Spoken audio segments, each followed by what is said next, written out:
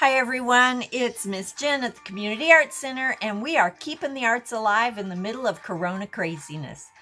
Today, I'm going to share with you my continuing love affair with Mod Podge products. There are so many products out there, it is not just something to decoupage with. Today, I want to teach you about dimensional magic.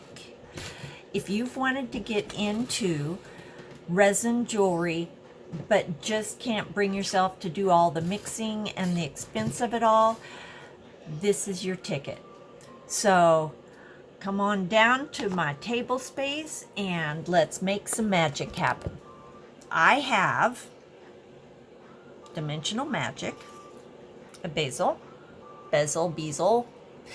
Anyway, it's kind of ho-hum plain. I have a pen to pop bubbles with. I have some items over here to put in this, and I decided to do paper in the bottom of it as a background. I do love old books, and so here we go. If you hear noise in the background, I am working from home, and I do live in a house full of people. So there are other people enjoying their lives.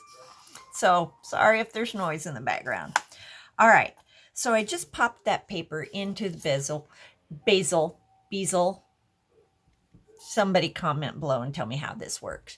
I haven't glued it in. The first thing I'm going to do is pop this cap off. We're not going to shake this bottle. It does need to be mixed, and this is how I mixed it. I carefully rolled it and let the items move around. So then I'm going to pop the lid off. You'll need to do that for a minute or so, just to get everything moving. All right, then I'm going to pop all those bubbles on top. Let's see. I'm going to need this bezel. I don't know if you can see. It's not going to allow this to sit flat. So I'm just going to create a little bit of a platform to sit this on with the loop hanging over the edge. And that'll help it be level.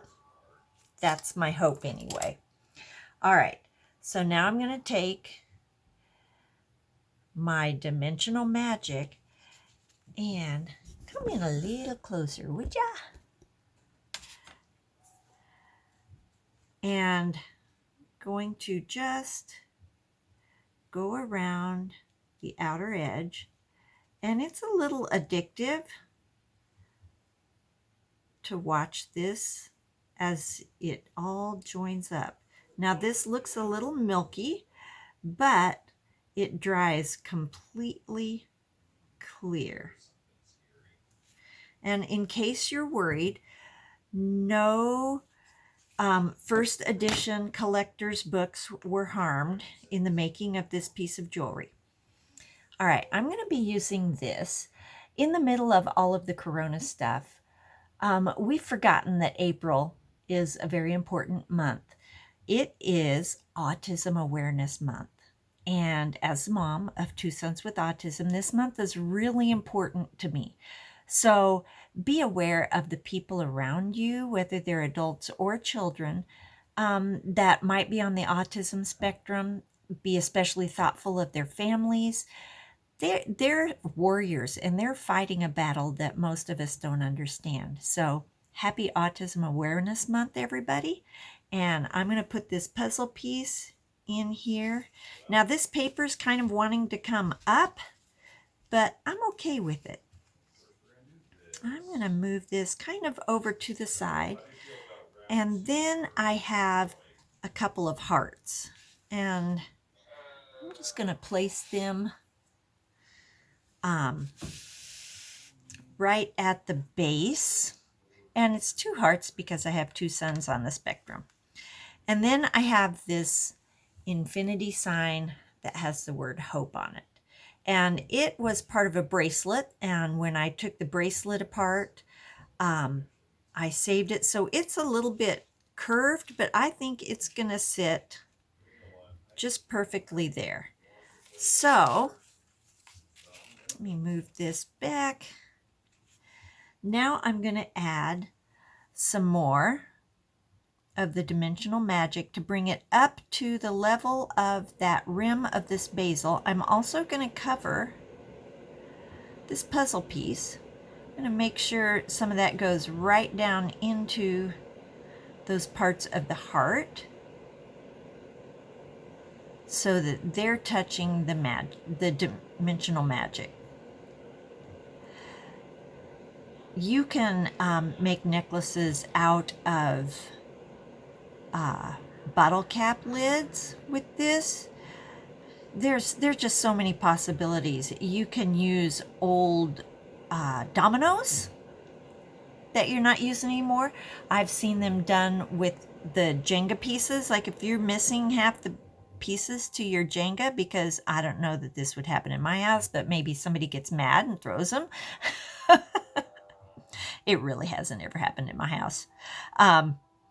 But there's all kinds of things that you can use as a base, and then you can put in little jewels if you would like. I have this little box here.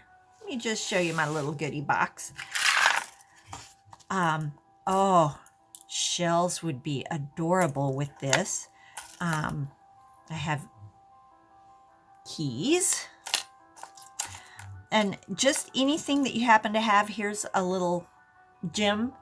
When I have a bracelet or a necklace that breaks, I save all the bits and pieces, and because I never know when something like this I'm going to want to do. Now, as hard as you try to make sure there are no bubbles, there's still going to be bubbles. I don't know if you can see, there's a pretty big one right here, and that's what your pin is for. You're just going to pop it. A toothpick works pretty well too. So you're going to want to watch this for a little while to catch any of the bubbles that come up.